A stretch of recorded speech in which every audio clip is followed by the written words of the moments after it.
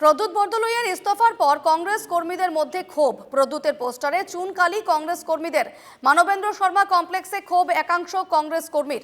এই মুহূর্তে যে খবরে নজর রেখেছি, প্রদ্যুৎ বরদলৈয়ের ইস্তফার পর কংগ্রেস কর্মীদের মধ্যে রীতিমতো বিক্ষোভ।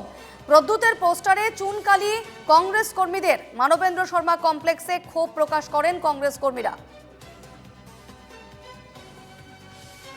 প্ৰদ্যুৎ বৰদলৈৰ দলত্যাগৰ পাছতেই ক্ষোভৰ জুই উঠিছে কংগ্ৰেছ কৰ্মীসকলৰ মাজত। আৰু মানৱেন্দ্ৰ শৰ্মা কমপ্লেক্সত যিসমূহ বেনাৰ পোষ্টাৰ আছে কংগ্ৰেছৰ, আৰু য'ত য'ত সাংসদ প্ৰদ্যুৎ বৰদলৈৰ ফটো সম্বলিত বেনাৰ আছে, সেই বেনাৰসমূহত এই ধৰণে ষ্টিকাৰ আঁৰি দিছে। আৰু ষ্টিকাৰ আঁৰি প্ৰদ্যুৎ বৰদলৈৰ যাতে মুখখন কোনেও দেখিব নোৱাৰে, এই নেতাসকলৰ মাজত, কংগ্ৰেছৰ আন আন নেতাসকলৰ মাজত যাতে প্ৰদ্যুৎ বৰদলৈ থাকিব নোৱাৰে, সেই ধৰণে তেওঁলোকৰ এই ব্যৱস্থা কৰি তুলিছে।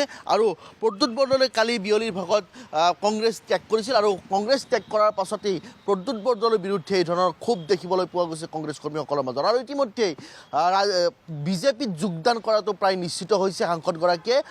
হয়তো কিছু সময় পাছত বিজেপিত যোগদান কৰিব সাংসদ প্ৰদ্যুৎ বৰদলৈ, আৰু বিজেপিত যোগদান কৰাৰ পাছতেই তেওঁক হয়তো দিছপুৰ সমষ্টিত তেওঁ প্ৰাৰ্থিত্ব প্ৰদান কৰিব, আৰু তাৰ পৰা তেওঁ দিছপুৰ সমষ্টিৰ বিধানসভা প্ৰাৰ্থী হ'ব প্ৰদ্যুৎ বৰদলৈ। আৰু প্ৰদ্যুৎ বৰদলৈৰ এই দলত্যাগে আচলতে যি ধৰণৰ খহনীয়াৰ সৃষ্টি কৰিছে কংগ্ৰেছৰ আভ্যন্তৰীণ কংগ্ৰেছৰ ভিতৰত, আৰু সেই ধৰণে আচলতে কংগ্ৰেছ প্ৰদ্যুৎ বৰদলৈৰ জ্যেষ্ঠ কংগ্ৰেছী প্ৰদ্যুৎ বৰদলৈৰ বিজেপিৰ যোগদানে আচলতে কিমান সহায়ক হ'ব দলটোত, বিজেপিত যোগদানে প্ৰদ্যুৎ বৰদলৈৰ কিমান দলটোক আৰু কিমান শক্তিশালী কৰিব, সেয়া পৰৱৰ্তী সময়ত লক্ষণীয় হ'ব। কিন্তু সাংসদ প্ৰদ্যুৎ বৰদলৈৰ কংগ্ৰেছ ত্যাগ বা দল ত্যাগে যে কংগ্ৰেছৰ এক বৃহৎ ক্ষতি হ'ব, সেই কথা এক প্ৰকাৰ নিশ্চিত হৈছে।